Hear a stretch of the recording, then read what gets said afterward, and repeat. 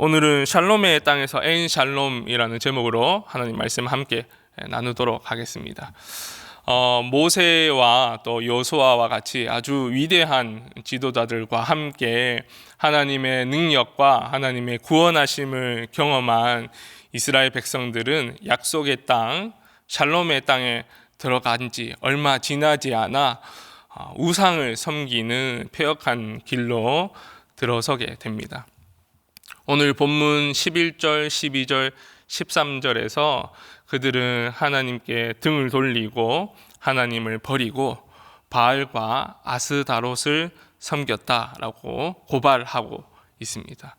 그런데 그들이 정말 하나님을 버린 것일까요? 여기서 버렸다라는 의미는 양자택일을 위해서 하나는 정말 이 말 그대로 버렸다 이런 말이기보다는 동시에 섬겼다 이런 의미가 있습니다. 그들은 단 한 번도 여호와 하나님을 버린 적이 없습니다. 늘 여호와 하나님과 우상을 겸하여 섬겼을 뿐입니다. 그들은 오늘 본문과 같이 바알과 아스다롯을 함께 섬겼습니다. 두 주인을 섬길 수 없는 이 인간의 죄악된 본성, 또 다르게 표현하면 두 주인을 섬길 수 있다라고 생각하는 이 인간의 죄악된 본성을 하나님께서 너무 잘 아시기 때문에 출애굽기 20장에서 이 하나님께서 10가지 말씀을 하실 때 그 첫 번째 계명으로 나 외에 다른 신을 내게 두지 말라라고 말씀을 하신 것이죠. 왜냐하면 이스라엘 백성들은 사람이라는 존재는 늘 보험 드는 것 마냥 여러 신을 섬기고 싶은 것이 죄악된 인간의 본성이기 때문입니다. 여기서 나 외라는 이 표현은 히브리어로 엘파나이라 그래서 직역하면은 내 얼굴 앞에서 이런 의미가 됩니다. 내 얼굴 앞에서 다른 신들을 내게 두지 말라라는 것은 내 목전 앞에서 내 면전에서 다른 신을 동시에 겸하여 섬기지 말라라는 그런 의미입니다. 이 시내산에서 하나님의 말씀을 받은 이스라엘이, 그 놀라운 하나님의 은혜를 경험한 이스라엘이 하나님의 약속의 땅 가나안에 들어오자마자 시간이 얼마 지나지 않아 이 말씀을 알고 있음에도 불구하고 그들은 우상 숭배를 하게 됩니다. 그리고 왜 그들이 우상 숭배를 하게 되었을까요? 왜 그토록 빠르게 우상 숭배에 젖어들게 되었을까요? 그들이 고대인들이라서 우리보다 더 종교적이고 더 미신적이라서 그랬을까요? 그들이 옛날 사람이라서 하나님의 은혜를 쉽게 잘 잊어버리는 존재들이기 때문에 그랬을까요? 현대인들은 가끔 이런 생각을 합니다. 고대인들이기 때문에 우리보다 훨씬 더 종교적이고 더 미신적이었을 것이다. 그런데 그것은 사실이 아니죠. 그들 또한 우리와 똑같은 인간이고 똑같은 사람입니다. 그렇다면 왜 이렇게 빨리 우상숭배를 하게 된 것일까요? 이 이유를 살펴보기 위해서는 오늘 본문의 이 11절과 그리고 13절에 등장하는 이 바알과 아스다롯에 대해서 한번 살펴봐야 합니다. 12절에서는 그들 주위에 있는 신들 이렇게 표현했습니다. 과연 그들 주위에 어떤 신들이 있었는지 한번 살펴보기를 원하는데, 성경에는 이 바알과 아스다롯이 어떠한 신인지 이렇게 정확하게 묘사하거나 구체적으로 표현하는 그런 부분들은 잘 없습니다. 그래서 우리는 우가릿 문헌이라는 것을 한번 참고해야 됩니다. 고대 근동에 우가릿 왕국이 있었는데 이 우가릿 문헌을 통해서 그 당시 가나안의 문화가 어떠했는지를 알 수 있다는 것이죠. 간략하게 말씀을 드리면 이 우가릿 문화를 통해서 바알은 천둥의 신, 곧 비의 신으로 묘사됩니다. 그 당시 이 팔레스타인, 이 가나안 땅은 비가 잘 내리지 않는 지역입니다. 지금도 마찬가지지만 큰 강도 없었고요. 농사를 지으려면 여러분 천수가 중요하지 않습니까? 하늘에서 비가 내리는 것이 너무너무 중요한데 그런 게 없으니 오직 이 하늘만 쳐다보고 농사를 지어야 하는 것입니다. 그러니 당시에 이 비를 주관하는 신, 이 천둥을 주관하는 신인 바알이 얼마나 그들에게 중요했겠습니까? 현대로 치면은 이 지금 농부들이 과학을 무시할 수 없는 것처럼 당시 농부들은 이 바알을 무시할 수 없었던 것입니다. 근데 우리가 이제 고대 근동의 신화의 패턴에 따라 이 바알 신에게 아내가 있음을 짐작할 수 있습니다. 그 아내는 오늘 본문 13절에서 표현하고 있는 아스다롯이라는 여신입니다. 이 여신이 그 비너스 그리고 아프로디테 이런 여신들과 아주 비슷한 여신인데요. 사랑과 전쟁의 여신이었습니다. 그래서 이 고대 근동의 사람들은 이 두 부부 신의 성적인 결합을 통해서 사랑의 행위를 통해서 이 땅에 소산이 많아지고 가축의 수가 많아지고 이 사람들이 다산할 수 있다라고 믿어왔고 그렇게 생각을 했습니다. 그런데 이 바알의 숭배자들이 바알이 알아서 하도록 가만히 지켜볼 수 없었습니다. 그래서 바알을 자극시켜서 바알이 아스다롯과 이 사랑의 결합을 하도록, 성적인 결합을 하도록 충동시킬 필요가 있었습니다. 그래서 제사, 예배라는 형태를 통해서 술을 마시고 남자 신도들은 성전의 창기들과 여자 신도들은 미동들과 음행하는 일을 저지르게 됩니다. 따라서 이 고대 근동의 이 어떤 성적인 이 문화, 특히 이 제의적 어떤 이 성적 문화는 단순히 그들이 육체적 쾌락만을 위해서 하는 것이 아니라 그 저변에 경제적 풍요를 얻고 싶은 이 자연의 만물을 내 마음대로 주물럭거려서 내가 원하는 것을 얻고자 하는 인간의 이 탐심과 탐욕이 깔려 있음을 우리는 발견할 수 있는 것이죠. 우리나라 문화에도 이 풍요와 다산을 기원하는 이 나경이라는 문화가 있습니다. 설명을 드리냐면 해가 시작되는 첫 달에 보름 동안 아주 건장한 머슴이 이 아랫도리를 벗고 하체를 내어놓고 밭을 갑니다. 보름 동안 밭을 갑니다. 그 이유는 땅을 여성으로 생각하여서 이런 행위를 하면은 많은 어떤 이 풍요로움을 얻을 수 있겠구나 이렇게 생각을 한 것이죠. 그래서 동감주술이라 하는데 이런 어떤 마술적인 것을 함으로 인해서 자신들이 원하는 것을 얻고자 이런 행동이 있었습니다. 제가 우리나라의 이 예를 들었지만 동서고금을 막론하고 인간 삶에는 이 경제적인 것이 엄청나게 중요한 여건이라는 것을 우리는 알 수 있습니다. 따라서 이스라엘 백성이 가나안 땅에 들어간 후에 이 바알과 아스다롯에게 매력을 느껴서 그 우상을 섬기게 된 이유는 그들 또한 경제적인 풍요로움을 얻고자 조금 더 이 물리적인 공간 가운데서 내가 조금 더 풍성하고자 하는 그런 욕망 때문이었습니다.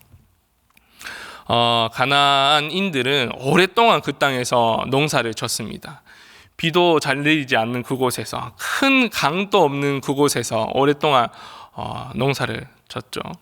그 말은 이 오래된 축적된 지식이 있었다는 얘기고 농사에 대한 노하우가 있었다라는 것입니다. 반면에 이스라엘은 400년 동안 이 애굽에서 종노릇한 민족입니다.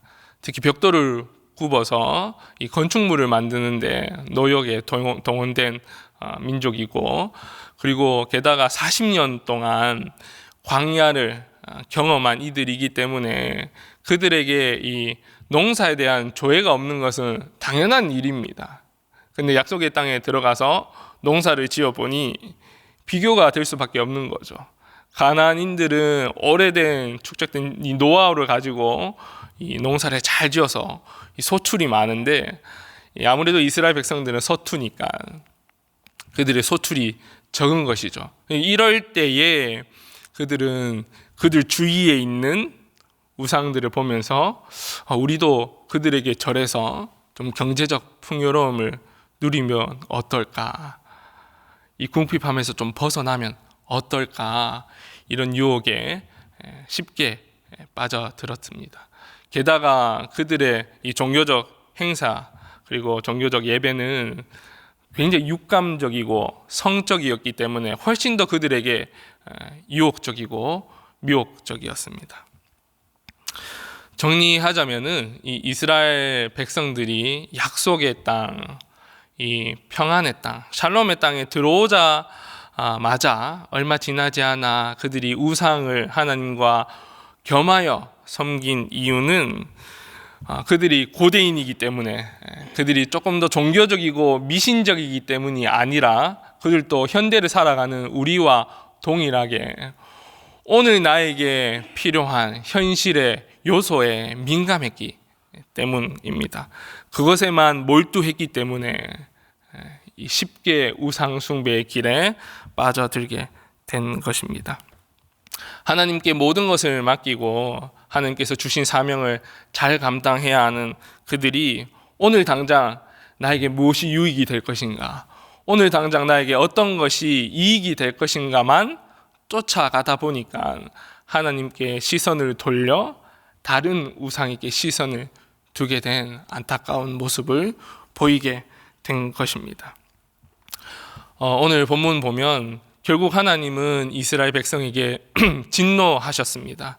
그리고는 그 남겨둔 이방 민족을 통해서 이스라엘 백성에게 고통과 박해 그리고 어려움을 주셨습니다.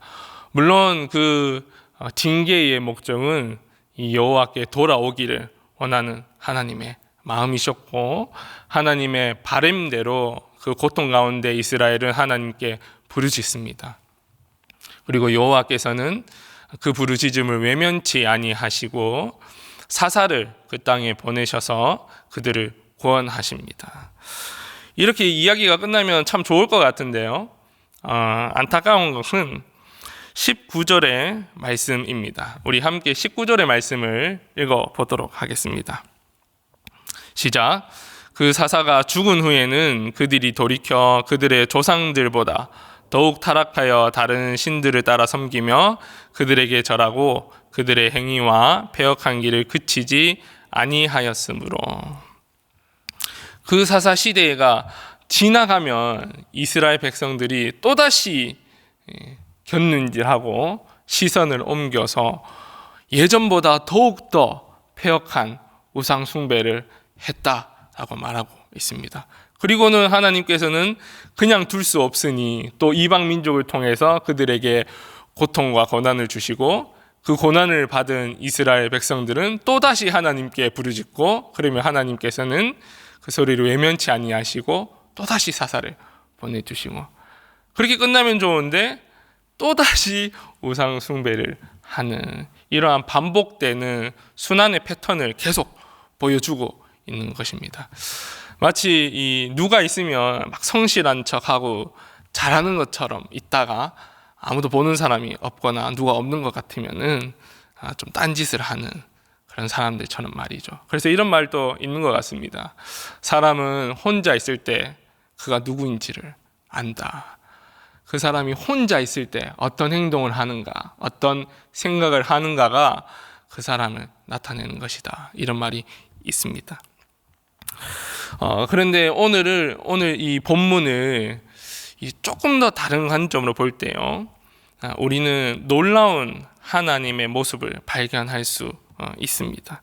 이러한 반복되는 인간의 이 죄악의 행동에 반대로 대조적으로 반복되는 하나님의 행동을 볼 수 있는데, 그것은 이스라엘의 반복되는 범죄 가운데서도 끊임없이 그들을 구원하시는, 끊임없이 사사를 보내셔서 그들을 건져내시는 하나님의 흘러넘치는 사랑을 우리는 오늘 본문을 통해서 발견할 수 있습니다.